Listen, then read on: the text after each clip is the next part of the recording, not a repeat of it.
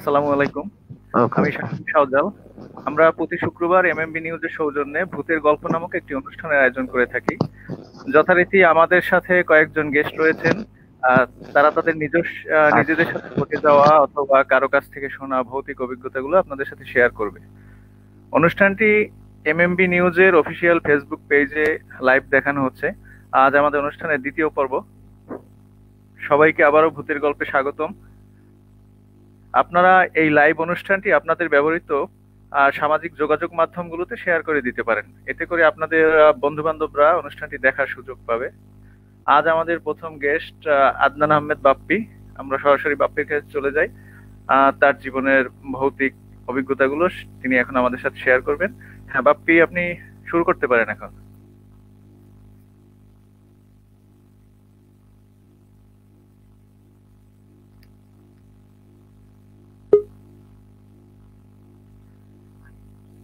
বাপ্পি, আপনি আহ, আপনার ভৌতিক অভিজ্ঞতা শুরু করতে পারেন আমাদের সাথে এখন।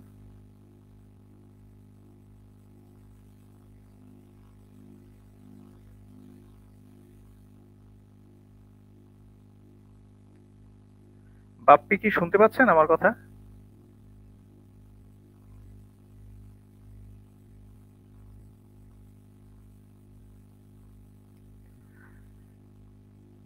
বাপ্পি, আপনি আপনার গল্পটি শুরু করেন।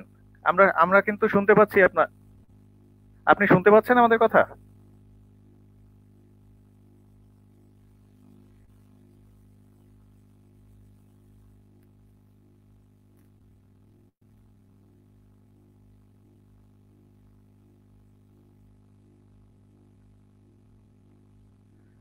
বাপ্পি, আপনি আপনার গল্প শুরু করুন।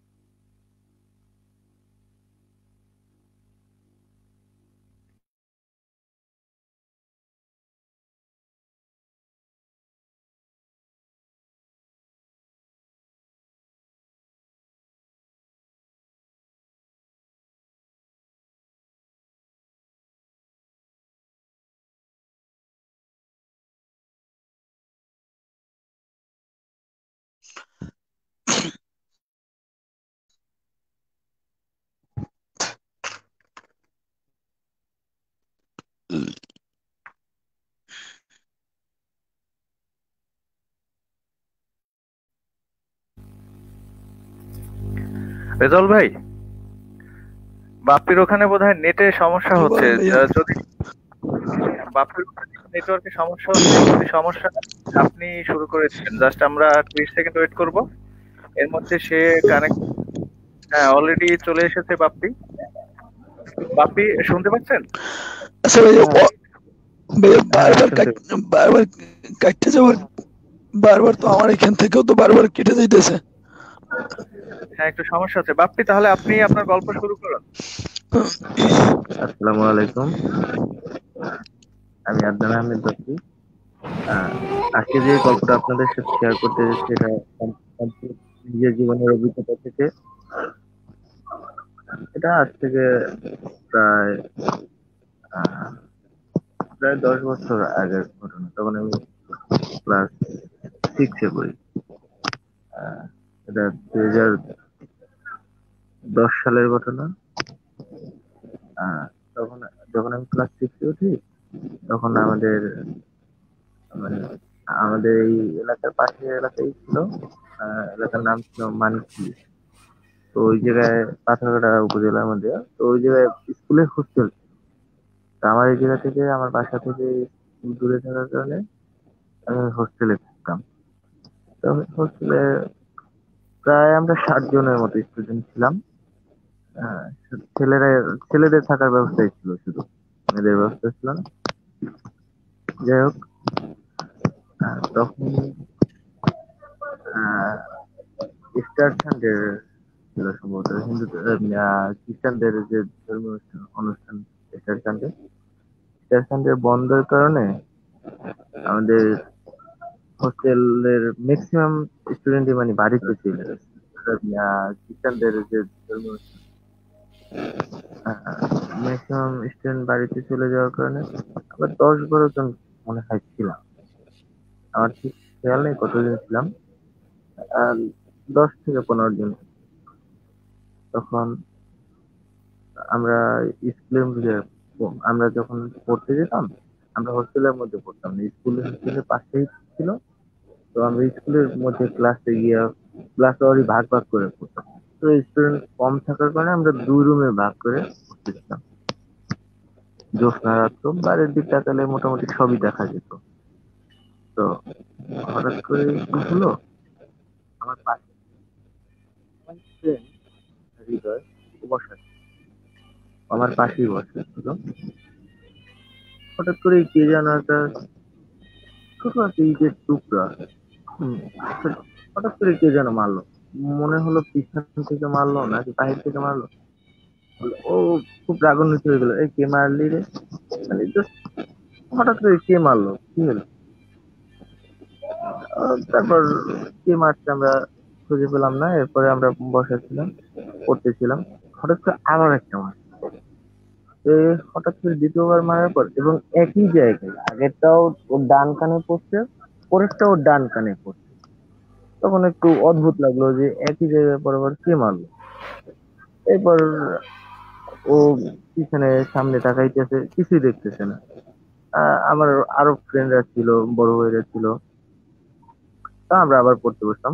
তো আমাদের সামনের বেঞ্চে আহ শুভ ভাই, আমাদের এক বড় ভাই ছিল, শুভ ভাই, সে বসা ছিল। হঠাৎ করে মানে তারও ডান কানে কি যেন ওকে ইটের টুকরো মারলো। তো এইবার একটু পরিবেশটা কেমন জানি, আরো আমরা বসেছিলাম, ভয় ভয় ভয় ভয় করতেছিল। তো হঠাৎ করে এরপরে শুভ ভাই খুব রাগ করলো। শুভ ভাই ফার্স্টে মনে করছে আমরা মারছি না, কে মারছে, একটু রাগ রাগ করলো। আর এরপরে দেখলাম যে না আমরা না।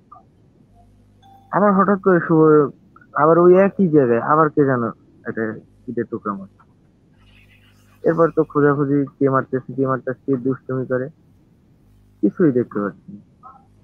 তো আবার আমরা পড়তেছি। হঠাৎ করে হৃদয়, আমরা যে জায়গায় স্কুলে পড়তাম, মানে আমার ওই ক্লাসরুমের বাইরে জানালার পাশেই একটা রাস্তা। তো রাস্তার ওই পারেই একটা কবরস্থান। তো হৃদয় বাইরের দিকে তাকালো, তাকাই হঠাৎ করে মনে হলো কি যে দুটো ছোট বাচ্চা, একদম ছোট শিশু, উলঙ্গ অবস্থায় ওর দিকে হাত দিয়ে ইশারা দিয়ে ওরে ডাকতেছে। তো হঠাৎ করে এই অবস্থা থেকে ও খুব ভয় পেয়ে গেছে। ও ভয় পেয়েই চিল্লানি দিছে। ও চিল্লানি দেওয়ার পরে এরপর আমার নজরে আসলো, আমি বাইরের দিকে তাকালাম। আমি বাইরে তাকে আমি কিছুই দেখি না। এরপর তো হোস্টেলের মধ্যে চিল্লে কি হলো কি হলো, টিচারের ডাকতেছে। পুরো মানে একটা ভয় ভয় মানে সবার মধ্যে ভয় ভয় কাজ করছে। হঠাৎ করেই পাশের রুমে ছিল আমাদের আরেকটা বন্ধু নয়ন। তো পাশের রুমে ছিল, ও বাইরের দিকে থাকে, ওরও একটা বাচ্চা ওইভাবে উলঙ্গ, ওরাও ডাকতেছে। এখন হোস্টেলের মধ্যে ওই দিনকে আমাদের হোস্টেল সুপার যে ছিল সুজন স্যার। তো সুজন স্যার ওই দিনকে হোস্টেলে ছিল না। সে যে কোনো একটা কারণে, যে কোনো একটা কাজে মোট বেড়ে গেছিল। তো ওই দিনকে আমাদের আর একজন হুজুর ছিল, মানে হুজুর ছিল একজন, সেও স্কুলের শিক্ষক, ধর্মীয় শিক্ষক, সুলাইমান স্যার, সে ছিল। এখন আহ, আমাদের চিল্লাচিল্লি শুনে সে দৌড়ে আসে। দৌড়ে আসার পর আমরা সবাই এক রুমে বসা। এখন একটা ভয় ভয় কাজ করতেছে, ঠিক আছে। এর মধ্যেই ওই যে শুভ ভাই যার কানের উপরে একটা ইটের টুকরা মারছিল, ওই শুভ ভাই বাইরের দিকে তাকায়। হঠাৎ করে তার মনে হলো কি কোন এক হুজুর নাকি বলতে পারি না, সাদা ধবধবে একটা পাঞ্জাবি পরা নাকি, তো কবরস্থানের দিকে হঠাৎ করে উপরের দিকে উড়ে গেছে, মানে উপরের দিক হাত দেওয়া, হাত উপরের দিকে উঠানো। এই অবস্থা দেখে শুভ ভাই ওইদিকে তাকে মানে বাবা বললে একটা চিৎকার দিচ্ছে, ও বাবা রে বইলে চিৎকার দিয়ে পড়ে গেছে, সে ঢলে পড়ে গেছে। এরপরে তো ওখানে কি পুরো, কবরস্থান ছিল? হ্যাঁ ওখানে জি বলেন। আপনারা যেখানে ছিলেন ওখানে কি কবরস্থান ছিল? মানে হ্যাঁ হ্যাঁ পাশেই কবরস্থান? হ্যাঁ ও পাশেই। আচ্ছা। সেটা আমি আপনাকে বুঝিয়ে বলি। আমরা যে জায়গায় পড়তেছিলাম, মানে আমরা স্কুলের একটা রুমের মধ্যে পড়তেছিলাম, বুঝছেন, নিচতলায়। তো ওই স্কুলের রুমের পাশেই জানালা দিয়ে মানে রাস্তা দেখা যায়, রাস্তা একটা ইটের রাস্তা ছোট্ট, আর এই যে রাস্তার ওপারেই একটা কবরস্থান ছিল আর কি। ও এই আচ্ছা। অবস্থা। হ্যাঁ, হ্যাঁ, এখন শুভ গভীর। ভাই হঠাৎ করে ঢইলে পড়ে গেছে, বুঝছেন। তো হ্যাঁ, শুভ ভাই পড়ে যাওয়ার পরে তো আমরা আরো বিধ্বস্ত হয়ে গেছি। এর মধ্যে সুলেমান স্যারে আসলো, আইসা আমাদের ধরলো, ধরার পর সবাই ভয় ভয় ভয় ভয় অবস্থা। এখন আমাদের মধ্যে আর একটা বড় ভাই ছিল, রঞ্জু ভাই, ঠিক আছে। তো আমরা সবাই একই জায়গায়, মানে একজন আর একজনের জড়াই ধরে আসছি, 10-12 জন, সবার মধ্যে ভয় কাজ করতেছে। হঠাৎ করে রঞ্জু ভাই ছিল দরজার ওই পারে। হঠাৎ করে মনে হলো কি রঞ্জু ভাই মানে আমাদের থেকে এক হাত দূরে চলে গেছে। দূরে চলে যাওয়ার সাথে সাথে মা বললে একটা চিৎকার দিচ্ছে। তো আমরা দৌড় দিয়ে যেয়ে সবাই রঞ্জু ভাই দিলাম, কি হয়েছে কি হয়েছে, কি হয়েছে? রঞ্জু ভাই বললো যে কেউ একজন তার হাত ধরে টান দিচ্ছে। হাত ধরে টান দিয়েছে সরাসরি? হ্যাঁ, কেউ একজন তার হাত ধরে টান দিচ্ছে, যার কারণে সে অনেকটা দূর চলে গেছে আমাদের কাছ থেকে। এখন এমনিতে আমরা ছিলাম অনেক ছোট। এরপরে হোস্টেলে যে হোস্টেল সুপার ছিল সে ছিল না, ছিল একজন টিচার, ঠিক আছে। যার কারণে মানে আরো লোকজনও ছিল না, মানে সবাই এতটা ভয় পাইছি বা এতটা ভয়ঙ্কর মানে সময়ের মধ্যে দিয়ে যাচ্ছিলাম যে মানে বাইরে বেরোবো বা কাউরে ডাক দিব এই ধরনের পরিবেশ নেই। আমাদের যে স্কুলটা ছিল, হ্যাঁ। স্কুলের পাশে মানে খুব কাছাকাছি কোনো ঘর বাড়ি নেই। আচ্ছা। এখন হয়তো হয়েছে, কিন্তু ওই সময় আশেপাশে কোনো ঘর বাড়ি ছিল না, ছিল হেড স্যারের বাসা ছিল স্কুল থেকে একটু দূরে, আচ্ছা। ঠিক আছে। মানে আর চারপাশে জঙ্গল ছিল, পাশেই একটা খাল ছিল, পরিস্থিতি খুবই ভয়াবহ। আচ্ছা। তো হঠাৎ করে আমরা এই পরিস্থিতির মধ্যে দিয়ে যাচ্ছিলাম, হঠাৎ করে আমাদের যে স্যার ছিল সুলেমান স্যার, হ্যাঁ। তার কি মনে হলো যে কেউ একজন হুজুর, হ্যাঁ। মানে বড় লম্বা দাড়ি, ঠিক আছে, হুজুর হ্যাঁ। একটা ঘোড়া নিয়ে খুব জোরে খুব জোরে স্কুলের মাঠ এই পার থেকে ওই পারে দৌড়াচ্ছে, ঠিক আছে। হ্যাঁ। এই অবস্থা হুজুরে দেখার পরে হুজুরে এই ঘটনা আমাদের সাথে শেয়ার করে না, তবে হুজুরে খুব আহ মানে রোজা নামাজ করতো, পরেশগার মানুষ ছিল, ঠিক আছে। আর এই ঘটনা যেদিন আমাদের সাথে ঘটছিল, ওই দিন তো ওই অবস্থায় আমাদের একটা বন্ধু ছিল, রাফা, মোটা করে ছেলেটা, অনেক বেশি মোটা ছিল, ঠিক আছে। ওর মানে হলো কি এই পরিস্থিতি, এই চিল্লাচিল্লি করার পর ওর বাসা ছিল আমরা যে হোস্টেলে থাকতাম, হোস্টেলের পাশেই একটা ছিল, খাল ছিল, খাল, খাল বুঝেন তো, ছোট নদী যেটা বলে, তো এই খাল ছিল। হ্যাঁ, ছোট নদী। হ্যাঁ হ্যাঁ, খালের ওই পারে ছিল ওর বাসা, কিন্তু তারপর ভালো স্টুডেন্ট, যার কারণে আহ ওর ফ্যামিলি চাইতো হোস্টেলে থেকে লেখাপড়া করুক, হোস্টেলে লেখাপড়া খুব ভালো মান ছিল।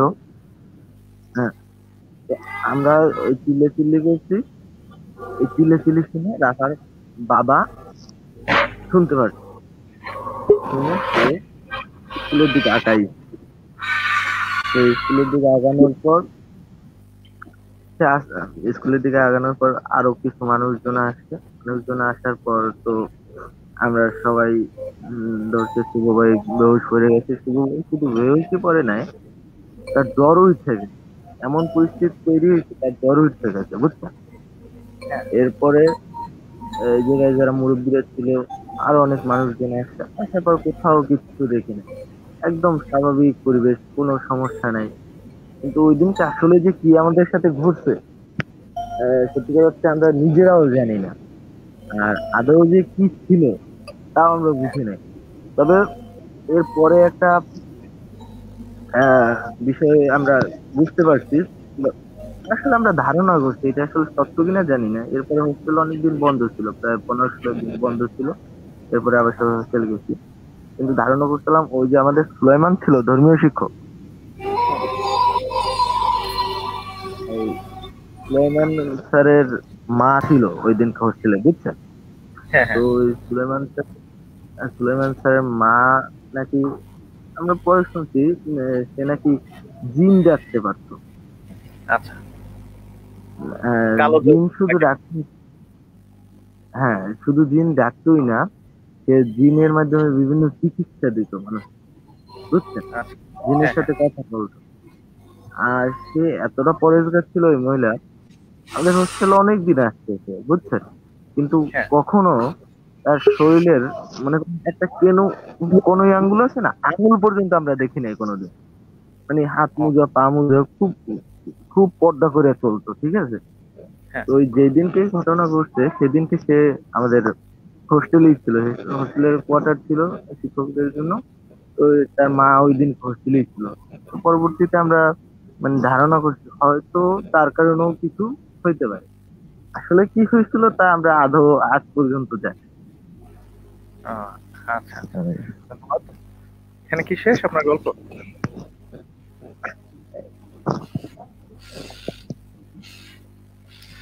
আপনাকে অনেক ধন্যবাদ আদনান আহমেদ বাপ্পি, আমাদের এই হ্যাঁ, এরপরে আর ও জায়গায় কিছু হয় না। তবে আমার আহ এরপরে আমার জানা মতে আর কখন কিছু হয়। আপনাকে অনেক ধন্যবাদ আপনাদের আমাদের সাথে আপনার এই গল্পটা শেয়ার করার জন্য। আহ, এখন আমরা উম, আরেকটা গল্প শুনবো। গল্প শোনার আগে আপনারা লাইভ অনুষ্ঠান দেখছেন এমএমপি নিউজের সৌজন্যে ভূতের গল্প। আহ, যথারীতি আমাদের কয়েকজন গেস্ট রয়েছেন, তারা তাদের নিজেদের সাথে ঘটে যাওয়া অথবা কারো কাছ থেকে শোনা ভৌতিক অভিজ্ঞতাগুলো আপনাদের সাথে শেয়ার করবে। অলরেডি একজন আদনান আহমেদ বাপ্পি তিনি একটি গল্প শুনিয়েছেন। এখন আমাদের সাথে রয়েছেন রেজাউল করিম রেজা। তিনি হচ্ছে প্রবাসী, মদিনা থেকে। আর মোহাম্মদ সালমান। এখন আমরা আগে কার গল্প শুনবো? রেজাউল সাহেব বলবেন নাকি সালমান সাহেব বলবেন? হ্যাঁ, আমি শুরু করি, সমস্যা নেই। আমি শুরু করি ভাইয়া। আচ্ছা, হ্যাঁ, প্লিজ আপনার একটু নাম আমার ফোনে পরিচয় একটু দিয়ে। চার্জ কম আছে। আচ্ছা, আপনি শুরু করেন। আসসালামু আলাইকুম। আসসালামু আলাইকুম, আমি রেজাউল করিম রেজা বলছিলাম সৌদি আরব মদিনা থেকে। গ্রামের বাড়ি বরগুনার কেরাউনিয়ায়। আমার কণ্ঠটা একটু খারাপ শোনা যাচ্ছে। আমার ঠান্ডা জনিত কারণে আমার ভয়েসে একটু প্রবলেম হচ্ছে।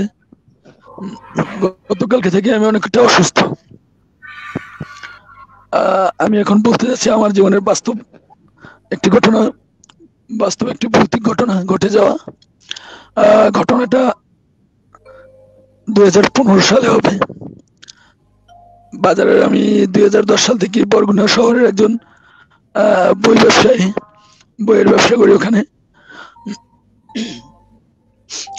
তা আমি 15 সালের দিকে আমি আমার বোনের বাড়ি বরগুনা সদর থেকে বাওয়ালকর, মাত্র 10 কিলো থেকে 12 কিলো হবে, 12 কিলো দূরে একটি গ্রাম। ওখানে আমি ওই দিন রাত্রে আমার যাওয়ার কথা ছিল। তো আমি বরাবরের মতো প্রতিদিনের মতো দোকান বন্ধ করে, দোকান বন্ধ করতে করতে একটু আমার সময় হয়ে যায়। দোকান বন্ধ করি আমি রাত্র ঠিক 11টা বাজে দোকান বন্ধ করি। আর বাওয়ালকর একটা প্রত্যন্ত একটা এলাকা, ওখানে আমি যাই। ওপার থেকে বরগুনার ওপার লাখুরতলা অটো এবং বাইক স্ট্যান্ড আছে, ওটা সবাই মোটামুটি চেনে, বরগুনার যারা স্থানীয় বা এর আশেপাশে। আমি ওখানে যাওয়ার পরে কোনো গাড়ি ঘোড়া ঠিকঠাক ভাবে পাইনি। লাস্ট শেষ পর্যন্ত আমি একটা মাহিন্দ্রা পাই। আমি মাহিন্দ্রাতে উঠি। মাইনতে ওঠার পরে আমি বলি যে আমি বাউল করে যাব। তারপরে বাউলকর স্টেশনের নাম বলি, বাউলকর আপগ্রেড স্টেশনটা, ওটার নাম বলি। নাম বলার পরে সেখান থেকে আমি প্রায় ওখান থেকে আরো 20 মিনিটের মতো লেট করে যাত্রী সংগ্রহ করে তারপরে মাহিন্দ্রাটি যাত্রা শুরু করে ওখান থেকে। মাহিন্দ্রা চলতে থাকে, চলতে চলতে আমি একটু রাত বেশি হয়। সারাদিন ব্যবসায় দোকানে কাজ করার কারণে, নিজের দোকান নিজের সামলাতে হয়, তো সেজন্য অনেক কাজ করার কারণে আমি একটু ক্লান্ত ছিলাম। আমি হঠাৎ করে ঘুমিয়ে যাই। ঘুমিয়ে যাই আমি আমি আমার গন্তব্য থেকে মিনিমাম 3-3.5 কিলোর মতন দূরে দূরে আমাকে নামিয়ে দেয়। আমি হঠাৎ করে আমার ঘুম ভেঙে যায়। আমি মাইন্ডওয়ালাকে বলি, আমি তো আপগ্রেড স্থানে নামার কথা ছিল আমার, আপনি আমাকে ড্যামা নিয়ে এসছেন কেন? ওই যে আমার যে জায়গাটায় নামিয়ে দেওয়া হয় ওটি ড্যামা। আমি বললাম যে আমাকে আবার ব্যাক করে দিয়ে আসেন। বলছে যে ভাই, শীতের রাত্র, এখন তো আর এটা সম্ভব না, আপনার এখানেই নামতে হবে। তারপর আমি ওখানেই নামি। প্রায় আমার গন্তব্য থেকে 4 কিলো দূরে আমি নামি। আমার ফোনে তেমন একটা চার্জ ছিল না, খুব ঘুটঘুটে অন্ধকার ছিল। আমি গুটি গুটি পায়ে আসতে হাঁটার চেষ্টা করি। ওই জায়গাটা আমি জীবনের প্রথম হাঁটছিলাম। আর গভীর রাত্র, চারপাশে অনেক কবর আছে, চারপাশে রাস্তার দুই পাশে তাল গাছের সারি, এবং সময়টা ছিল সম্ভবত পৌষ মাস হবে। অনেক শীত। তারপরে একদম গ্রাম এলাকা, প্রায় 12টার মতো বাজে, সবাই ঘুমিয়ে যায়। আমি আস্তে আস্তে গুটি গুটি পায়ে হাঁটা শুরু করি। আর নিজের অনেকটা যখন মাইন্ডটা অনেক দূরে চলে যায়, আমার ভিতরে অনেক ভয়ের সঞ্চার হয়। তবু আমি নিজের ভিতরে সাহস এনে আমি হাঁটা শুরু করি। অনেক প্রত্যন্ত অঞ্চল, যেখানে মানুষের আনাগোনা নাই বললেই চলে। তারপর আমি আস্তে আস্তে ধীরে ধীরে আগাতে থাকি। আমার মাথায় সবসময় কাজ করে যে মিনিমাম হলেও আমার 3 কিলো জায়গা তো হাঁটতেই হবে। ফোনে তেমন চার্জ নাই, ফোনটাও কিছুক্ষণ পরে বন্ধ হয়ে যাবে। আহ কিছুক্ষণের মধ্যে আমার বোনের জামাই আমাকে ফোন করে বলে, কই তুমি এখন আসো না কেন? আমি আমি বললাম যে আমাকে তো মাহিন্দ্রওয়ালা, আমি ঘুমিয়ে গেছিলাম গাড়িতে বসে, আমাকে 3 কিলো দূরে নামিয়ে দিচ্ছে। আমি আসতেছি, হেঁটে হেঁটে আস্তে আস্তে আসতেছি। বলছে আমি কি আগাবো? বলছি না, শীতের রাত্রে আপনার আগানোর দরকার নেই, আমি একলা আসতে পারবো। আমি আস্তে আস্তে অগ্রসর হলাম সামনের দিকে। হঠাৎ করে আমি আহ এক পর্যায়ে ওটার বলা হয় যে মাঠ বলা হয়। আমরা গ্রামের গ্রামের অঞ্চলে, গ্রাম অঞ্চলের ভাষায় কোলা বলি স্বাভাবিকভাবে। তখন হঠাৎ করে সামনে যেন আমি বিড়ালের মতো কি যেন সাদা সাদা দেখতে পাই। এখন আর আমার যত এক পা সামনে আগায়, আমার মনে হয় যেন আমার পিছনে কেউ হাঁটছে, এরকম একটা অনুভূতি হয়। বারবার আমি পিছনে তাকাই, চতুর্দিকে মোবাইলের লাইটটাও জ্বালাই, কিন্তু আমার ফোনটা বেশি একটা জ্বালাই না, কারণ আমার ফোনটা অফ হয়ে যাবে আমি জানি। মাত্র 9-10%-এর মতো, 7-8%-এর মতো চার্জ ছিল। তারপর আমি সামনে এক পা দেই, আবার পিছনে তাকাই, দেখি যে পিছনে যেন কি যেন হাঁটছে, শব্দ হচ্ছে কেমন যেন একটা এরকম। আসলে আমার একটা নিজের ভিতরে একটা ভ্রম কাজ করছে যে পিছনে যেন কেউ হাঁটছে আমার। এরপরে আমি তো ধীরে ধীরে সামনে যতটা আগাই, এর ভিতরে আহ, এই যে জমির মাঝখানে বিড়ালটা আস্তে আস্তে সামনে আগাতে থাকে। এর ভিতরে আবার প্রত্যেকটা তাল গাছে কেমন যেন একটা শোষো হাওয়া বইছে, অর্থাৎ চারপাশে কোনো বাতাস নাই, কিন্তু এমনই একটা শব্দ হচ্ছে, একটা আজব একটা, এমন একটা শব্দ যে আমি কোনোদিন শুনি নাই। তারপর আমি সামনে একটু সাহস সঞ্চার করি, যতটা সামনে আগাই নিজে নিজে সাহস সঞ্চার করে আমি এটাই ভাবি যে আমি এখানে একলা, বা আমার এখানে সাহায্য করার মতো কেউ আসবে না। আর প্রত্যেকটা ওই রাস্তা থেকে প্রত্যেকটা বাড়ির দূরত্ব ছিল অনেক দূর, যেখানে চিৎকার দিলেও কেউ কেউ আমার ডাক শুনতে পাবে না। আমি অনেকটা সাহস সঞ্চার করে সামনে আগানোর চেষ্টা করি। হঠাৎ করে দেখি যে বিড়ালটা এই আছে, আবার হঠাৎ করে আমি দেখি না। এর ভিতরে আমি, একদম বাস্তবিক ঘটনা এটা, আমি তাল গাছের দিক তাকাই, ওখানেও শোষ বাতাস বয়ে যাচ্ছে, এত জোরে বাতাস বয়ে যাচ্ছে যা আমি কল্পনাও করা যায় না যে বাতাসের গতি ছিল অনেক। প্রত্যেকটা তাল গাছের মাঝে নিচে কোনো বাতাস বা অন্য কিছুই নাই। আমি সামনে আগানোর চেষ্টা করি, আস্তে আস্তে আগাই, কিন্তু আমি যতই আগাচ্ছি আর সাথে বিড়ালটা আমার দিকে কেমন যেন ধেয়ে আসছি, এই আছে এই এক জায়গায় দেখি, এই আর এক জায়গায় দেখি। তারপর আমি কিছুক্ষণ পরে আবার এরকম হাঁটতে থাকি। 3 কিলো জায়গা মিনিমাম 20-25 মিনিটে, আধা ঘন্টার মতো আমার লেগেছিল। তারপর আমি হাঁটি, আর আমার পথ যেন কেমনটা আগায় না, আমি হাঁটি কিন্তু অনেক জোরে, আমার শরীর অনেক ঘামতে থাকে, প্রত্যেকটা পশম পর্যন্ত আমার দাঁড়িয়ে যায়। আমি ধীরে ধীরে সামনে আগানোর চেষ্টা করি, আর পিছনে আমার কেমন যেন সব মনে হচ্ছে যেন পিছনে কেউ আমার হাঁটছে বা পিছন থেকে কেউ আমাকে তাড়া করছে, এরকমটা মনে হয়। হঠাৎ করে বিড়ালটাকে আমি আমার মিনিমাম হলো 30-40 হাত সামনে দেখতে পাই। আমি সেখান থেকে দেখতে পাওয়ার পরে আমার ভিতরে কেমন একটা অবস্থা হয় সেটা তো আমি নিজে ওইভাবে কাউকে বুঝাতে পারবো না। মানুষ বা অন্য কোনো কিছুর ডাক নাই ওখানে, সারা শব্দ কিছু নাই, শুধু বিড়ালটাকে আমি দেখতে পাই। আবার মাঝে মাঝে শব্দ হয় এক একটা, উপরে তো তাল গাছে বাতাসের শব্দটা মাঝে মাঝে আসে। এভাবে আমি সামনের দিকে আস্তে আস্তে ধীর গতিতে আগাতে থাকি। আবার বিড়ালটা এই দেখি এই নাই, আমি ওখানে কি করবো আমি নিজে কিছু ভেবে পাই না। তারপর আমি আস্তে আস্তে আস্তে আস্তে অনেকক্ষণ হাঁটি। এভাবে প্রত্যেকটা সময় আমার নিজের ভিতরে এমন একটা অনুভূতি সৃষ্টি হয়েছিল যে আমি মনে হয় বাড়ি পর্যন্ত আর যেতে পারবো না। পরবর্তীতে আমার শরীর অনেকটা ঘেমে যায়, শীতের দিন আমার শরীরের জ্যাকেট পর্যন্ত খুলে নিতে হয়, এমন একটা ভয়ের অবস্থা। তারপর থেকে আমি সামনে একটা আলো দেখতে পাই, কিন্তু আলোর সামনে গিয়ে দেখি যে আসলে যত আলোর দিকে আগাই আলোটা পরবর্তীতে আর দেখি না। তারপর আমি আস্তে আস্তে ধীরে ধীরে আগাতে থাকি। শেষমেশ আমি আমার গন্তব্যে পৌঁছে যাই, কিন্তু আমার সেদিনের অবস্থাটা এমনই একটা ছিল, কি ছিল আমার জীবনে এরকম ঘটনা খুব কম ঘটেছে, 2-3টা ছাড়া। ওই ঘটনাটা আমার এখনো মনে করার মতো যে কিরকম হয়েছিল বিষয়টা, যে আমি কোনোদিন ভুলতে পারবো না। আর তারপরে তো আমি শেষমেশ আমার বোনের বাড়িতে পৌঁছাই, কিন্তু ওই দিনে আমার খাবার দাবার সবকিছু বন্ধ হয়ে যায়। আর যতবার ঘটনাটা মনে করেছি আমার গায়ের পশম একদম, এবং আমার শরীরটা অনেকটা ঘেমে যায়।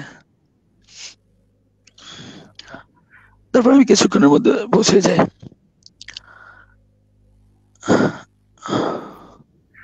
ধন্যবাদ হ্যাঁ ভাইয়া। রেজা সাহেব। আপনি অসুস্থ আমাকে বলেছিলেন এর আগেও, কিন্তু তারপরও আমাদের সময় দেওয়ার জন্য আপনাকে অসংখ্য ধন্যবাদ। আহ, আহ, দর্শক, আপনারা দেখছেন এমএমবি নিউজের সৌজন্যে ভূতের গল্প নামক একটি অনুষ্ঠান। এই অনুষ্ঠানটি প্রতি শুক্রবার রাত 10টায় আমরা প্রচার করে থাকি। আজকে হচ্ছে আমাদের অনুষ্ঠানের দ্বিতীয় পর্ব। সালাম আলাইকুম। أول سؤال يستر আপনারা أنا روينا سوري وبعدين سؤال আমাদের يستر بعدين سؤال هنا এখন দুজন গেস্ট রয়েছেন এখানে, মোহাম্মদ সালমান এবং জুবায়ের কবির। সালমান এবং জুবায়ের কবির, আপনারা কে এখন গল্প বলতে চান?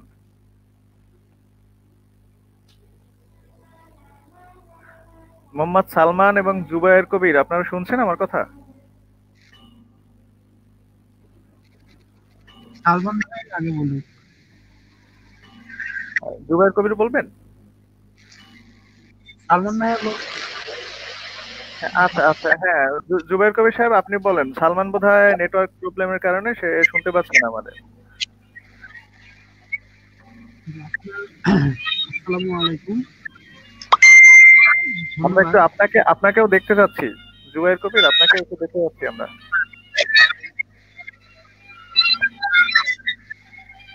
ধন্যবাদ ধন্যবাদ। আপনি শুরু করুন। আসসালামু আলাইকুম। সবার সাথে ঘটছে, কিন্তু আমার সাথে এরকম কখনো তেমন কিছু ঘটেনি। হঠাৎ দেখি উম, কিছু কিছু ছবি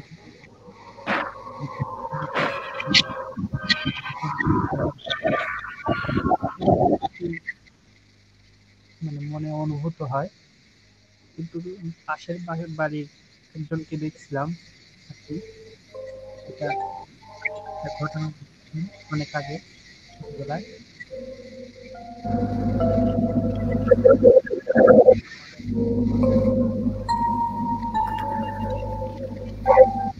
আমরা আসলে আপনার কথা শুনতে পাচ্ছি না। আপনি যদি ভিডিও না থাকে দেখান তাহলে কি আপনার কথা শোনা যাবে? উম, জি, নেটওয়ার্ক প্রবলেম আর কি। ও আচ্ছা, নেটওয়ার্ক প্রবলেম। আচ্ছা, আপনি আপনি হ্যাঁ, যদি মনে করেন যে না ভিডিও না না দেখে তখন আপনি বলতে পারবেন, তাহলে একটু এভাবেই শোনান।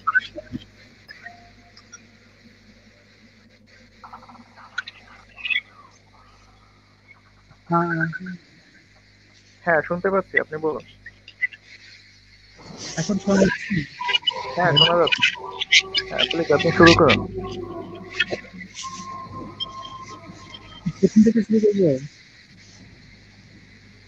হ্যাঁ, প্রথম থেকেও শুরু করতে পারেন অথবা যেখানে শেষ করেছেন সেখান থেকেও শুরু করতে পারেন, আপনার ইচ্ছা। আমি বলতে চাচ্ছিলাম যে ভাইয়া আসলে এই ঘটনার ছোটখাটো বিষয় কিছু কিছু সময় ঘটে, যেগুলো গল্প নয়। হঠাৎ পিছন থেকে কেউ আসছে মনে হয়, বা হঠাৎ করে কোনো দিকে তাকাইলে কল্পনা, কখনো কল্পনা মনে হয়, কখনো বা মনে হয় কিছু আছে। তো নিজস্ব কোনো অভিজ্ঞতা তেমন নাই, বাট বাড়ির আশেপাশে একজনের মানে একটা ঘটনা মনে পড়ে। হ্যাঁ, আপনি সেটা সেটাই আমাদের বলুন। সেটা হলো আমার বাড়ির পাশে একটা পুকুর আছে। তো ওই পুকুরে আপনাদের যে হিন্দু ধর্মাবলম্বীদের যে উৎসব হয়, কি যেন বলে আপনার, চড়ক চড়ক গাছ যে চড়ায় আর কি, কখন দেখছেন? আহ, না, এটা দেখিনি আমি। আচ্ছা, চড়ক গাছ আপনার গাছ আছে, মানুষ আপনার পিঠের মধ্যে শিং ঢুকায় ঘোরে, চারপাশে ঘোরে, এবং চড়ক গাছ। তো তার পাশে পুকুর, ওই চড়ক গাছ আপনার মানে যে কয়েকদিন উৎসব হয় সেই কয়েকদিন আপনার চড়ক গাছ তোলে ওই পুকুর থেকে। আর তারপরে উৎসব শেষ হলে চড়ক গাছটা আবার ঠিক ওই পুকুরের মধ্যে কোনো একটা অংশ বা কোনো কিছু করে ওই পুকুরের মধ্যে রেখে দেয়। সেটা খুঁজে পাওয়া যায় না, ঠিক আছে। এমনিতেই আবার যখন তাদের প্রয়োজন হয় তখন আবার তারা মানে সময় অনুযায়ী তুলে আনে আর কি। তো ঠিক ওই জায়গায় পুরানো রাজবাড়ি ছিল, তো এখন ভেঙে দিছে। তো তখন ছিল, তো সে সময় ওই আমার বাড়ির পাশে যে উম, আহ, সম্পর্কে ভাই হয়, তো সে যখন যাইতো ওই এলাকায়, তো তখন সে মানে পাগলামি করতো, মাছ ধরে আনতো, মানে অনায়াসে একা একাই বড়শি দিয়ে মাছ ধরে আনতো, কি করতো।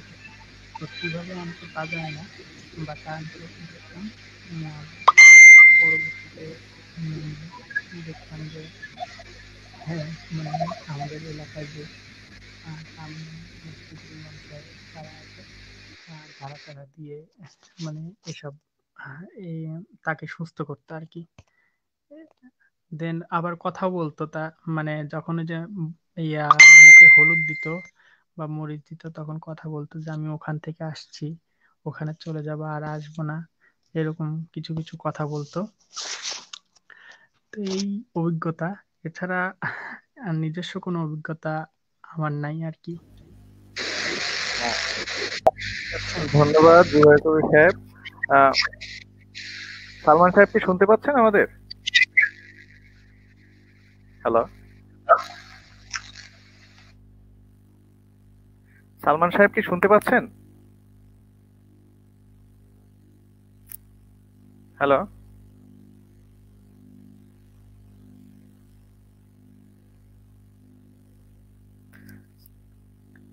সালমান সাহেব আপনি কি শুনতে পাচ্ছেন?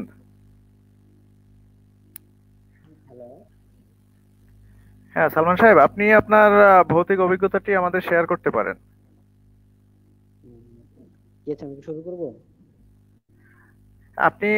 আপনি আপনার গল্পটি এখন বলুন। আপনি যদি চান ভিডিও আমাদের দেখাতে পারেন আপনার, অথবা যদি চান যে না আপনি এভাবেই বলবেন, এভাবেও বলতে পারেন, আপনার ইচ্ছা। না, অডিওই থাক, অডিওটাই মানে যেটা। জি জি জি, ধন্যবাদ। আচ্ছা, আমি মানে যে গল্পটা শেয়ার করবো এটা আসলে আমার ছোটবেলায় একটা স্যারের মুখ থেকে শুনছিলাম। তো জি জি। নিজের কোনো অভিজ্ঞতা নাই, বাট ওইটাই। আচ্ছা। তো আমাদের স্যারের মানে স্যারেরও নিজস্ব কোনো গল্প না, বা অনেক আগেকার আর কি একটা ঘটনা উনি বলছিল ওনার এলাকায়। তো ওইখানে নাকি অনেক আগে ওই এলাকায় নাকি একটা মাদ্রাসা ছিল অনেক আগে। তো মাদ্রাসায় নাকি হ্যাঁ। অনেক দূর থেকে লোকজন এসে পড়াশোনা করতো।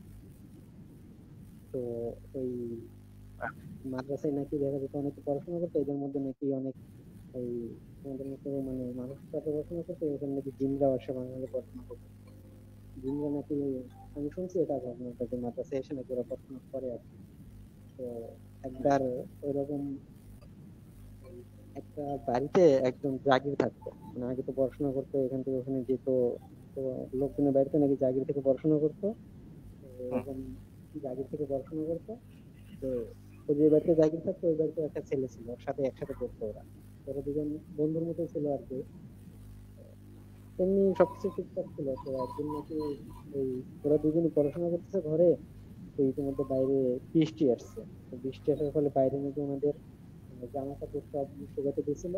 তো বৃষ্টি আসার ফলে তো এই টিচারটাই বাড়ি, তো ওকে বলছে যে বাইরে বৃষ্টি হচ্ছে, তুই জামা কাপড় গুলো একটু নিয়ে আয়। তো ও যেখানে পড়তেছিল ওর পাশেই জানালা ছিল। তো তখন করছে কি, ও তো আসলে অ্যাকচুয়ালি নাকি মানুষ ছিল না, জিন ছিল। তো তখন একজনের কেউ কিছু জানতো না।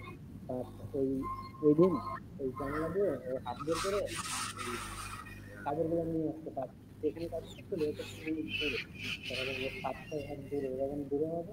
তারপর হাত দিয়ে কাপড় গুলো নিয়ে আসতো। তো সেটা তখন দেখে ফেলছে, দেখে ফেলে ও তো পুরো অবাক হয়ে গেছে, এরকম ঘটনা। মানে একটু ভয়ও পাইছে না তখন। তো পরে আনার পরে তো ওকে বলছে যে তুই তো দেখে ফেলি, তো ঘটনাটা কাউকে বলিস না, আমি তো এখানে করতে আসছি অ্যাকচুয়ালি, এখন কাউকে বললে বা আমার পরিচয়টা ফাঁস হয়ে গেলে যে করা হবে।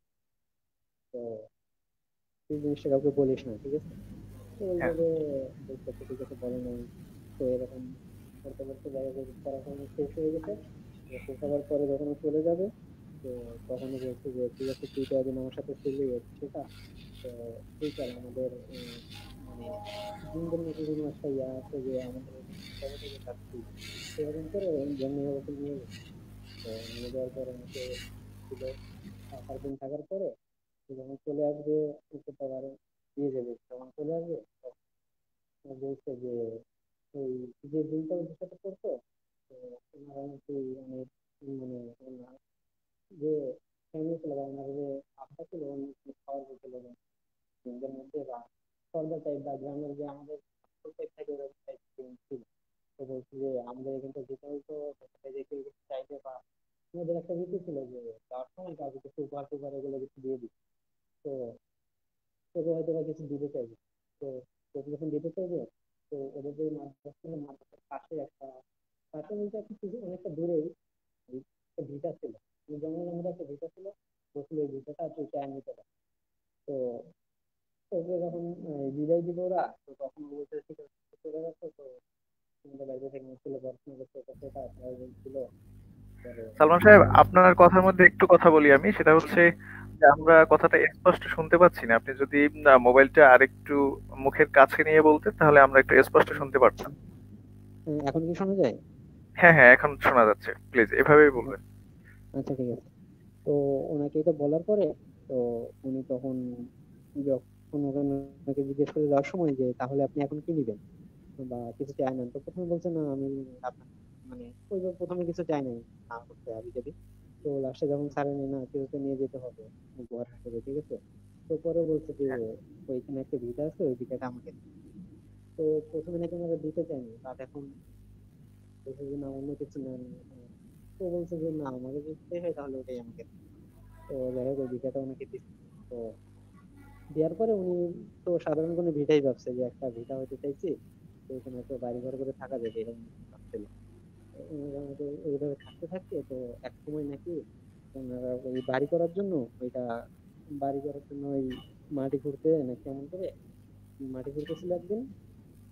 তো ওই সময় ওই মাটির নিচ থেকে একটা হাড়ি টাইপের মানে মাটির হাড়ি টাইপের ওই হাড়ির মধ্যে অনেক সোনা দানা মোহর মানে আগেকার যুগের যেরকম মোহর সোনা ছিল ওরকম কিছু পাইছে। তো এটা পাওয়ার পরে তো উনি এটা দেখছে, দেখার পরে মানে উনি তখন বুঝতে পারছে যে কেন ওর বন্ধু যে এই চিঠাটা চাইতে গেছে। তো এরকম পাওয়ার পরে তো উনি ওইখানে বাড়ি টাড়ি করছিল আর কি। পাওয়ার পরে তো উনি অবস্থা মোটামুটি ভালো হয়ে গেছে। ওইখানে উনি থাকতো আর কি, বাড়িতে উনি থাকতে থাকতে থাকতে তো এরকম আর কোনো ঘটনা ঘটে নাই বা একসময় উনি এবার মারা যায়। মানে 2 বছর স্বাভাবিক অবস্থায় উনি মারা যায়। তো মারা যাওয়ার পরে হ্যাঁ। ওনাদের তো মানে গ্রামের বাড়ি ছিল, ওটা তো ওনাদের আসল আসল বাড়ি না। ছেলেমেয়েরা নাকি গ্রাম থেকে মধ্যে মাটিতে দাফন টাফন করে। দাফন টাফন তো বাসার কাজকর্ম শেষ করতে 7-8 দিন লেগে যায়। তো 7-8 দিন পরে যখন ওনারা ওই বাড়িতে আসে, আসার পরে দেখে যে ওই পুরা বাড়িটা জঙ্গল হয়ে গেছে, মানে থাকার মতো কোনো অবস্থা নাই। মানে সাধারণ একটা বাড়িতে 7 দিন না থাকলে তেমন কোনো পরিবর্তন হয় না, বা ওই বাড়িটা এই 7 দিনের মধ্যে জঙ্গল জঙ্গল হয়ে গেছে, বাড়িতে থাকার মতো আচ্ছা। কোনো অবস্থা ছিল না। তো ওনারা ফার্স্টের দিকে ঢুকতে পারেনি, হ্যাঁ। ঢুকতে পারে নাই। তো এভাবে অনেকদিন গেছে। তারপরে যখন ঢোকার চেষ্টা করছে বা ইয়া করছে, তখন এই জঙ্গলটা কিন্তু অনেক সাপটা বের হয়ে আসছে। বাড়ি পরিষ্কার করার জন্য ওরা অনেক লোক টোক রাখছে, কামলা টামলা ভাড়া করছে, কিন্তু এই সাপ বের হতো, জঙ্গলের মধ্যে সাপ বের হইতো, কামড় দিতে চাইতো, এগুলা দেখে কেউ আর পরিষ্কার করতে যাইতো না। তো এটা এইভাবে এটা অনেকদিন কি এটা কি তখন হয়েছে নাকি না যখন ওই ওই সময়টা বাড়িতে, ওই সময় না বাড়িতে ওই যখন সময় তারা থাকা ওই শুরু লোকটা করেছে মারা যাওয়ার তখন? পরে, ওই লোকটা যতদিন বাড়িতে ছিল ততদিন কোনো সমস্যা হয়নি। বাট ওই আচ্ছা। লোকটা যখন মারা গেছে, মারা হ্যাঁ। যাওয়ার পরে ওনার ছেলে মেয়েরা যারা ছিল ওই বাড়িতে আসতে চাইছে, তখন ওরা হ্যাঁ। আসতে পারতেছে না। ও আচ্ছা। এরকম ঘটনা ঘটছে। তো আহ, এরকম যখন ওরা ঢুকতে পারতেছিল না, তখন ওনারা চলে গেছে। যাওয়ার পরে ওনাদের তো অন্য বাড়ি ছিলই। হুম। তো অনেকদিন থাকতে তো ইতিমধ্যে ওরা অনেক লোক করতেছে, যখন ওরা বুঝতে পারছে যে না স্বাভাবিক কোনো কিছু না, ওনারা দেখা যায় যে দূর কবিরা আছে বুঝতেছে। তো তার কেউ মানে সমাধান করতে পারতেছে না। মানে এত পরিমাণ সাপ টাপ বা জঙ্গল হয়ে গেছে যে বাড়িতে মানে থাকার মতো অবস্থা নেই এরকম। আচ্ছা। তো একবার আমার একটা কবিরাজ বা কোনোভাবে একটা সন্ধান পাইছে একজনের, যে উনি বলছে যে ঠিক আছে, বাড়িতে একটু দেখার পরে বলছে যে ঠিক আছে আমি এখানে ছেড়ে দিতে পারবো। আহ, অনেক রকম উনি কন্ডিশন দিছে যে আমাকে এটা দিতে হবে ওটা দিতে হবে। ওনারাও রাজি হয়েছে, ঠিক আছে। তো দেওয়ার পরে বলছে যে তাহলে আমার এখন একটা ছোট বাচ্চা লাগবে, এই 10-15 বছরের মধ্যে, মানে ছোট বাচ্চা লাগবে, আর হ্যাঁ। মানে সাহসী একটা বাচ্চা লাগবে। তো ও বলছে সাহসী বাচ্চা কিরকম, তো ঠিক আছে সাহসী বাচ্চা আমি খুঁজে নেবো। তো উনি নাকি একটা কাঁচের গ্লাসে, মানে ভিতরে যাতে পানিটা দেখা যায় এরকম একটা গ্লাসে পানি নিচ্ছে, পানি নিয়ে ওইখানে একটা ছোট্ট সাপ বা কিছু একটা দিচ্ছে। উম, একটা পানির মধ্যে একটা সাপ দিলে তো স্বাভাবিক তো যে কোনো বাচ্চা ভয় পাবে। তো এটা নিয়ে মানে সাহসী বাচ্চা খুঁজতেছে, যে সবার হাতে হাতে দিচ্ছে, যে গ্লাসটা ফালাই দিচ্ছে তাকে বাদ দিয়ে দিচ্ছে। এরকম আচ্ছা। খুঁজতে খুঁজতে একটা সাহসী ছেলে পাইছে, যে মানে ওই গ্লাসের মধ্যে সাপ আছে দেখো, হাত থেকে মানে গ্লাসটা ফেলতেছে না। তো রেহে বলছে ঠিক আছে এটা সাহসী আছে, এই বাচ্চাটাকে কাজ করে। তো উনি ওই বাচ্চাটাকে নিশ্চয়ই নেওয়ার পরে এই বাড়িতে গেছে, যাওয়ার পর আমি বাচ্চাটাকে খুব বুঝে গেছি যে আমি তো করবো ওইখানে বসে করবো, আমি কোনো কথা বলবো না।